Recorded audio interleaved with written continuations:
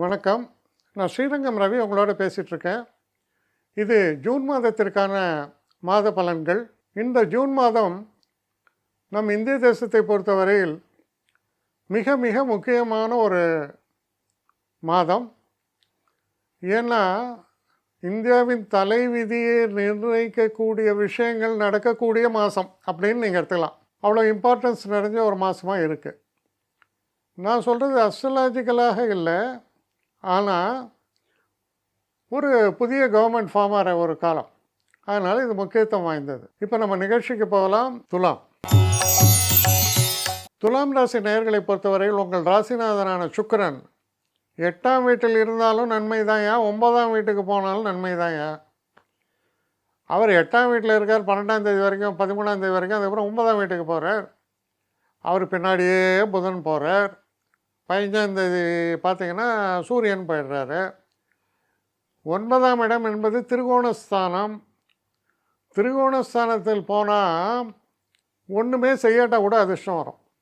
எதையும் செய்ய வேண்டாம், நீங்கள் அமைதியாக உட்காந்து வேடிக்கை பாருங்கள், அது பாட்டுக்கு அது நடக்கும். அதுதான் 9ஆம் இடம். அதுதான் ரொம்ப சிறப்பித்து சொல்லப்பட்ட இடம். அது தெய்வ கடாட்சம் பரிபூர்ணமாக இருக்கிறது. தெய்வம் வெயிட் பண்ணுறது.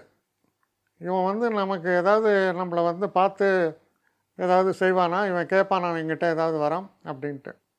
அப்படிப்பட்ட ஒரு சௌக்கியத்தையும் அதிர்ஷ்டத்தையும் சந்தோஷத்தையும் தரும் இடம் 9ஆம் இடம். அங்கே முக்கியமான கிரகங்களான புதன், சுக்கிரன், சூரியன், 11ஆம் வீட்டுக்கு அதிபதி, லாபாதிபதி, அவர் எல்லாரும் சேர்ந்து 9ல் உட்காந்துருக்காங்க. அப்போ செகண்ட் ஆஃப் பிரமாதம். ஃபஸ்ட் ஆஃபில் நிறையா ஒரு தேக்க நிலை இருக்கலாம், ஒரு குழப்பங்கள் இருக்கலாம். செகண்ட் ஆஃபில் எல்லாம் தெளிஞ்சிடும். ஏன்னா கதவை தட்டி போஸ்ட்மேன் மணி ஆர்டர் கொடுத்துட்டு போகிற காலம். சகல சௌபாகியமும் இருக்குது. செகண்ட் ஆஃப்லேருந்து கான்ஃபிடெண்ட்டாக செயல்படுங்க. படிக்கக்கூடிய மாணவர்கள் கொஞ்சம் முயற்சி பண்ணாலே போகிறோம், சிறப்பான விஷயங்கள் உங்களுக்கு கிடைக்கும். சில நேரங்களில் நீங்கள் நினைப்பீங்க, நான் எதிர்பார்த்தது இது எனக்கு கிடைக்கலையே அப்படின்னு வருத்தப்படுவீங்க. ஒருவேளை அது கிடச்சிருந்தால் உங்களுக்கு அது சரியில்லாமல் போயிடலாம். எது கிடைத்ததோ அதுதான் உங்களுக்கு கிடைக்க வேண்டும் என்ற ஒரு விதி, அதுதான் உங்களை உயர்த்தக்கூடிய ஒரு விஷயமும். ஏன்னா 9ல் இருக்கும்போது நல்ல காரியம்தான் நடக்கும். சில நேரங்களில் ஷார்ட் சைட்டட்னஸ், நமக்கு தெரியாது எது நமக்கு நல்லது கெட்டதுன்னு.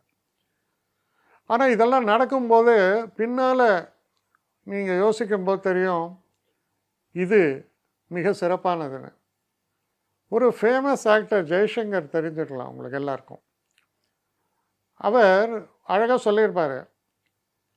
ஸ்டூடெண்ட்டை அதை ஜஸ்ட்டு முடிச்சுட்டு பிகாம் ஏதோ முடிச்சுட்டு ஹிந்துஸ்தான் லீவரில் அவரே இன்னொரு மூணு பேர் எல்லோரும் இன்டர்வியூஸ் போயிருக்காங்க அக்கௌண்டன்ட் வேலைக்கு.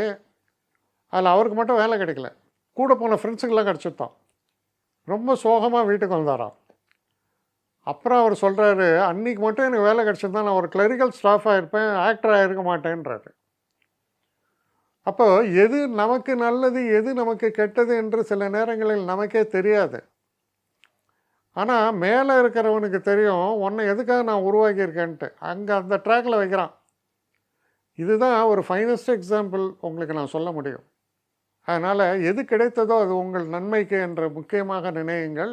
வாழ்க்கை பாதையை மாற்றக்கூடிய ஒரு நல்ல அம்சங்கள் நிறைந்த மாதமாக இருக்கிறது. நிறைய பேர் என்னை எப்படி காண்டாக்ட் பண்ணுறதுன்னு கேட்குறாங்க.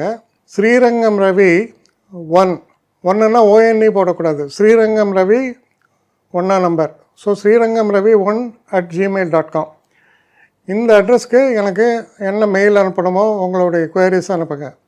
ஆனால் இதில் முக்கியமான ஒரு விஷயம் என்னென்னா, இந்த குவரிஸ் ஒன்லி ஃபார் அப்பாயின்மெண்ட்ஸுக்கான கட்டணமும் உண்டு.